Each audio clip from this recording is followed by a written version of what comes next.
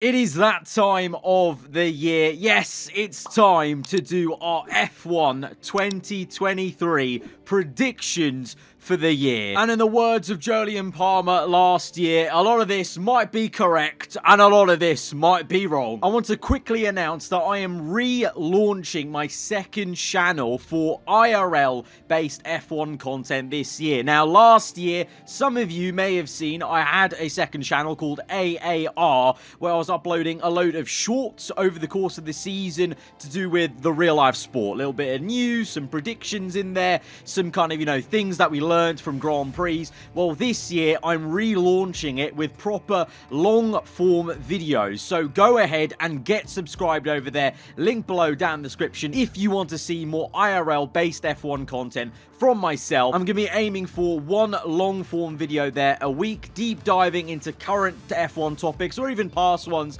as well. So if you've ever wanted to see me talk about the actual sport we watch on our TVs week in, week out a bit more, then that is the place for you. But let's get into these predictions then for the upcoming F1 season. And, well, this is always going to, turn heads, divide opinion in the comments below. So do let me know in the comments by the end of it what you make of my predictions and your own as well, and you can kind of discuss it with other people in the comments. But we're going to start off with the Drivers' Championship at the bottom end of the spectrum, P20, and it's no surprise it's going to be one of the Williams drivers. And for me, I'm going to start off with Logan Sargent, a rookie in Formula 1, an uncertain kind of, talent. We don't really know where he's going to stack up versus Alexander Albon. He's got a lot of pressure on his shoulders of being, championing the US driver on the grid full-time now after a long while in Formula 1. I feel like he may feel that pressure a little bit,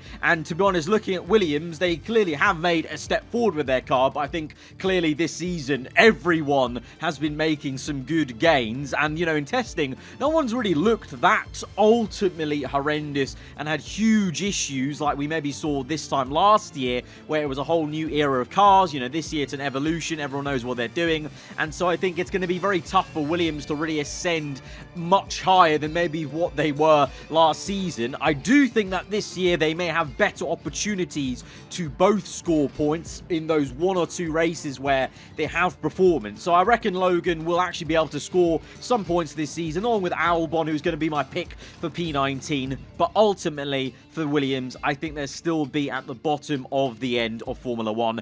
But like I said, I think they'll have a couple of races where they could shine. P18, I'm going with Guan Yu Zhou, and P17, Yuki Tsunoda. So Guan Yu had a very good, solid rookie season, impressed off the bat in his first race for Alfa Romeo last season, and I think you've got to give him plaudits. He actually did a lot better than I think a lot of people were, picking him out to be, including myself. I don't think I put him very high on my predictions list last season, but I was impressed with his driving this season, and I think it's unfortunate Alfa Romeo dropped off so much in that second half of the season, where even Bottas was struggling to get in the points at all in the second half of the season. So I think, he had a very solid first year. However, I think the grid has actually got more competitive this season compared to last, and I think not just with the driver caliber, but I think also the teams around Alfa Romeo. So I think Zhou Guan Yu is set for maybe a more quiet second season, maybe still having that consistency there, but I just think in terms of like a race, let's say, as he debuted for Alfa Romeo, I don't think you're going to be seeing that off the bat for Alfa. I don't think you're going to be seeing that over the course of the season. I think it'll just be a case of getting his head down, trying to buckle down, and to be honest, I think him and Tsunoda could be interchangeable, because I think Tsunoda, for one, I actually really love Yuki as a character, but I think he's maybe going to have one of those seasons where the new teammate comes in, he's got the pressure to try and become a team leader effectively, because he's the one that's been there for a while, and as much as he's improved over the winter, Franz Tost has said that as well, I think he's going to feel that pressure, and that hot-headedness of his is going to creep out, and he is going to be in P17 just ahead of Zhou Guan Yu. And that brings me on to the next two drivers. I think Nick de Vries is going to come in and be P16 and just pip him in the Drivers' Championship. He really impressed for Williams in that one-off race, and I think that kind of cool, calm head of just jumping into a race, not too much experience, and actually getting points in that race, albeit it was a great race for Williams in terms of they had that pace with the straight line speed, and, over the course of a whole F1 calendar, maybe De Vries's weaknesses might be shown, but I think he's actually going to be a problem for Tsunoda, and I fear may put a lot of pressure on the Japanese driver, so I'm going to put him in P16, and P15, I'm going to put Nico Hülkenberg. So he's coming back to the grid, Hulkenback, but as much as he is a very, very solid driver, I don't think we can expect too much magical stuff from Nico Hülkenberg. I think he'll be very, very solid, which is exactly what Haas need. Hopefully, well, they're hoping. I do think he won't be crashing very much and costing them as much as maybe Mick Schumacher did last season. And I think that's where Hülkenberg is going to be around in the championship. Just solid. Solid points, does a job.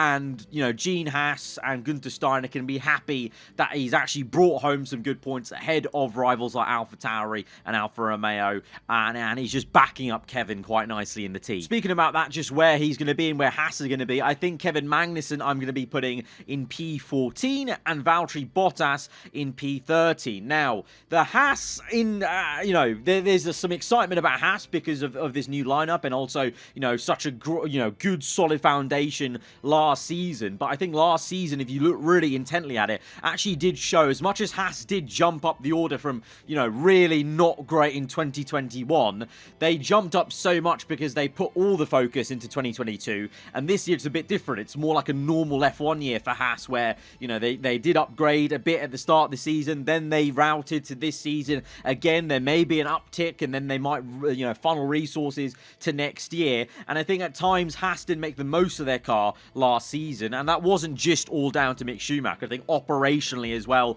maybe there were races where they could have done a little bit better on the strategy, and then just races where they just weren't on the pace, the track didn't suit them. And I think as much as it'd be great to see Haas jump even higher, get back to some of those lofty heights when they first came into the sport, I think because of how well the other teams have fared and the pedigree of some of these other teams as well, I think it'll be very tough for them to go even higher than where I'm pegging them, P14. And then with Bottas in P13, the Alfa Romeo, one of the best looking cars on the grid, was impressed with their running at the start of the season, but then they had a few little niggles. They had that failure at the very end of testing, and Alfa Romeo, last season, they did that thing where it was half a good season, half a bad season, and it was like Haas almost, where there was that drop off and plateau. There's this buzz at the start of the season, but I think you put your realism cap on, and you maybe see that they're not going to be getting even higher. And I would put Bottas higher than P13, because he did actually finish higher than that last season, but that was because of that stonking start to 2022. I don't reckon they'll get that. I think they'll maybe have a better start than teams like McLaren, actually, because I'll get onto them in a moment, because McLaren obviously have had a very tough pre-season, but I think over the course of the first couple of races, it's not going to be as monumentally good versus their rivals as it was in 2022. So Bottas this time unable to get the load of banking points that saw him through in that championship position in 2022, and he'll have to settle for P13 in the championship. The next two up, the next row, I'm going to go for Lance Stroll in P12 and P11, Oscar Piastri. So now Lance Stroll, unfortunately, may not be participating in the Bahrain Grand Prix. Some sort of bicycle accident, maybe wrists broken, sprained. We don't know fully the details of that. Either way, hoping that Lance has a speedy recovery, because it's a shame, to be honest, because the Aston Martin looks so exciting. Everyone's got a buzz about them. The hype train has fully left the station for them, and it's a bit of a shame that he's been there for quite a few years now, and he's unable to enjoy the fruits of their labour at the start of the season, maybe. But when he gets back in the car, I just think at the same time, a lot of Aston's hype is actually also just due to Fernando Alonso being that good at dragging a car 2-3 tenths quicker than it actually should be going. And I think Lance Stroll is going to just have a season where, yeah, there might be a couple of flashes of a P6 in there, you know, exciting, good, high points. But then at the same time, there'll be those races where he had a couple last season where it's just a bit of a quiet one. Nothing's really going on, and it's a bit of a difficulty for him, maybe stuck in some traffic or whatever. So I think P12, I think, seems a reasonable one. I think for Lance Stroll and that dynamic he's going to have with Alonso, I think mentally up against Alonso is very, very tough. And then Oscar Piastri, P11, I think he's going to have a solid rookie year. I mean, the thing is, McLaren, it's a difficult time to come in for Piastri because they have not had the best preseason. Zach Brown has fully admitted that they, although have met targets with certain little individual aspects of the car, they have missed out on the major target of aero efficiency with that car. They also had, again, problems with their brakes. Not maybe as bad as it was in 2022, but the actual construction of their brake tin was pulling apart in preseason. So it may be another slow, painful start to this season for McLaren before they really jump back up to where they kind of should be aiming for in this kind of season. But it's unfortunate for Oscar Piastri to be coming in that situation. I think he'll still be happy driving for McLaren, happy that he secured his future because it was kind of in the unknown for Alpine. But I digress. That's a whole different conversation. But along that lines, the next two drivers I'm going to put are P10 Lando Norris and P9 Pierre Gasly. I think Lando and Oscar are going to be definitely a bit closer matched than Daniel Ricciardo was to Lando Norris. But I think in terms of the actual McLaren team itself, away from the drivers, the car itself, performance-wise, I think, unfortunately, the vibe I'm getting, I think a lot of us getting, it might be a little bit painful for McLaren fans. And, you know, for myself, you know, wanting to see Lando do well, I think it's going to be a bit painful for McLaren versus not just the struggles they've had themselves. On top of then, you had Alpine making good steps, and they're very confident, very, very confident with their car, despite, you know, analysts, you know, like Jolyon Palmer and, you know, people in commentary saying the Alpine looks a bit nervous. I think the team themselves know once they iron out the setup that car is going to be quick. But also, you then have that second team, Aston Martin, actually looking very good. And if these two teams are actually there, McLaren have three problems then. They have their own problem and then the two other rival teams. So that's why I'm going to go for a subdued prediction for the McLaren drivers of P10 and 11 and Pierre Gasly in P9. Now, I rate Pierre Gasly. I like him a lot, but he is going to a new team. He's stepping into a French team as a French driver. There is pressure there. And he's stepping into a team where Ocon's been there for a while. There are also tensions, or past tensions maybe, with Esteban Ocon. And I don't know. I think something's going to happen. I think there's going to be some juicy moments maybe with the Alpine drivers. But I reckon over the course of the season, being his first year for the team, he's going to be bested by Esteban Ocon and be in P9, and that brings me on to the next row, which is Esteban Ocon in P8 and Fernando Alonso in best of the rest in P7. I think, like, I've already explained why I think Ocon will be just ahead of Gasly, just having that familiarity with the systems, the way the team works. I don't get me wrong, I think there'll be time for Gasly to shine, but I think over the course of the season, just for that factor of familiarity and consistency that Ocon did show last season, I think he'll be up there in P8. But Fernando Alonso, I'm joining the hype train. P7, others may wishfully put him higher, but listen, I think as much as maybe Aston, let's say they start amazingly and are ruffling the feathers of Mercedes and Ferrari, like some analysts are saying, and, you know, we're hearing rumours. Even if that happens, you know, over the course of the season, realistically, Mercedes and Ferrari are going to outpace Aston in terms of development, in terms of the operations, the strategies, etc. Because they've been there, they've done that. Aston is still getting up to the top, and you're not going to just shoot straight up unless, you know, they turn out to be like a Brawn GP kind of team, but it's not going to be that this year. It's very much not going to be that this year. So with Alonso, P7, I reckon a load of points at the start of this season, if that pace is true. If that Aston pace is true, I think a load of points at the start of this season, and then dropping off a little bit, and then kind of coming down to where about Alpine and McLaren are. I reckon there might be some races where McLaren are quicker than Aston, Alpine are quicker than them, and then vice versa, other races. I reckon Alpine, Aston, and McLaren, we're in for a really juicy three-way fight for P4 to P6 in the Constructors' Championship, and I think Alonso is going to be spearheading that for Aston, doing the most he can do to get points. And hey, let's say Aston don't have this amazing start to the season that, you know, people are saying they might, they're going to be on pace. Even if that's the case, even if they don't start that quick, Alonso, once he gets up to speed with that car, you know he's going to drag that car. As soon as he has a sniff of being able to fight for those positions, he'll get there somehow, and I reckon he's going to have a very strong year. And for the first time in his career, maybe, Alonso's going to make a fantastic career choice by switching from Alpine to Aston. Now we get on to the top 3 teams, the top 6. P6, George Russell. P5, Carlos Sainz. I think Russell, he's going to face a much stronger Lewis Hamilton. I think Hamilton is going to be on it from the get-go this time round, whereas last season it took a couple of races till Canada, really, for Lewis to get comfortable with the car. Also, Lewis was experimenting with his setups a lot to try and help the team, to let Russell just do his thing and get, you know, situated with the team and get some solid points for them. This time round, I think both of them will be doing equal amount of work to share that setup work and trying things out, etc. And I think Russell is going to find it a harder challenge now with Lewis Hamilton this season. Of course, at the end of the season, Lewis was actually outdoing him, minus, you know, Brazil, of course, where Russell did shine, to be fair, and get his first race win in Formula 1. And him and Lewis both won race wins this season. Whether the Mercedes get it, who knows? Who knows? It doesn't exactly look like they've really completely bridged the gap up there, but we'll see. And then with Carlos Sainz in P5, you know, as much as I like Carlos, you know, I want him to do well. I still have fond memories of him when he was at McLaren as well with Lando, good vibe. You can't get away from the fact that Ferrari are going to prioritise Leclerc. As much as they say they're not, as much as everyone thinks they're not, or Carlos fans don't want to admit it, they will probably try and focus on Leclerc. And even when they do focus on Leclerc, they'll get that wrong as well, as we saw from Drive to Survive.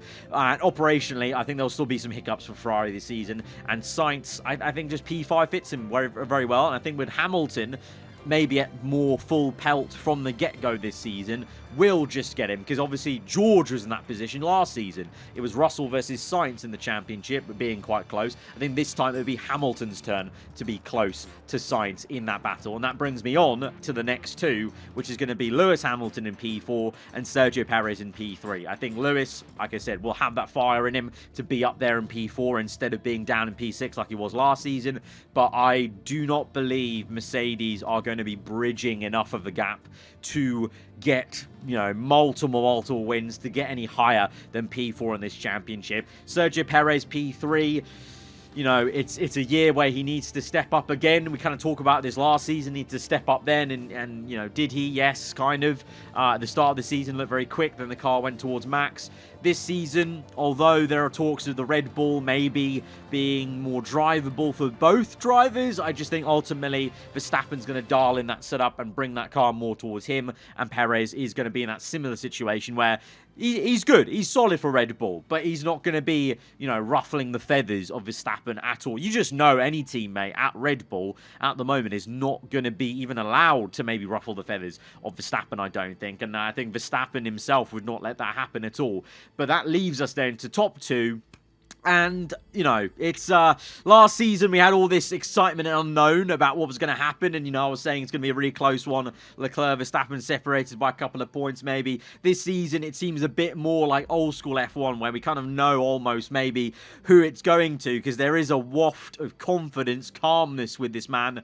Max Verstappen and Red Bull P1, Leclerc P2 once again in the Drivers' Championship. I hope for our sake, for Ferrari's sake, for Leclerc's sake, it's closer this season by the end of the season, but at the start of this season, actually maybe wider, because Red Bull looked to have made a really good step, and Ferrari have now been saying they're worried about their deficit to Red Bull, and the thing for me is how calm they look in testing, and Mercedes did this when they were dominating. They looked calm. Lewis looked calm, and that calmness is scary for the rest of the grid. So I think Verstappen P1 and Leclerc P2, as much as I would love a fight, I think Max is building a bit of his own dynasty here, like the drivers behind him have gone with Lewis, with Vettel. You go through these cycles in Formula 1 where eventually that cream of the crop comes, they get in that perfect match car and team, and it's a symphony of domination, and I think Verstappen is going to go for that. I think he's going to go on to break more records, not just this season, but in his career. So I think this will be another one of those for the third World Championship. But let's hope the points gap is a little bit closer than it was last season. remains to be seen. We'll see, we'll see. But yeah, from those drivers' standings, I guess you can kind of deduce a little bit of order for the Constructors' Championship. P10 Williams, AlphaTauri, Alfa Romeo, Haas, McLaren, Aston, Alpine, maybe interchangeable a little bit depending on, you know, where these drivers are exactly in terms of the number of points they have and the gaps between teammates of these points. And then obviously Mercedes, Ferrari, Red Bull. Going into this winter, I really wanted Merc to jump up. I actually was quite confident in Merc jumping back up and kind of annoying Ferrari actually for P2 in the Constructors, but I've not seen enough to make me believe that at the moment when I'm doing this prediction right now. So I'm going to put them in P3 and where I've put Lewis and Russell, etc. But that's why at the top of the video I said a lot of this could be right and a lot of this could be wrong, because none of us know. None of us know. Testing, how much does it really mean? Well, that may just be the very first video topic I'm covering over on AAR. So once again, if you want to check out that video coming later on this week, then get subscribed to that second channel, and that video will be dropping at some point later this week before we kick off things at the Bahrain Grand Prix. But that has been this predictions. Take it with a pinch of salt and let me know your little take on things, and let me know if you disagree or agree with some of mine in the comments below. If you have enjoyed the predictions video for myself, then be sure to hit that like button. If you're new around here, then do get subscribed for weekly Formula 1 content. And as I said, once again, just plugging that second channel, looking to do some more IRL and proper long form videos this year. So get subscribed over there, and there will hopefully be a video dropping later this week. Till then, I hope you enjoy the rest of your day. Goodbye.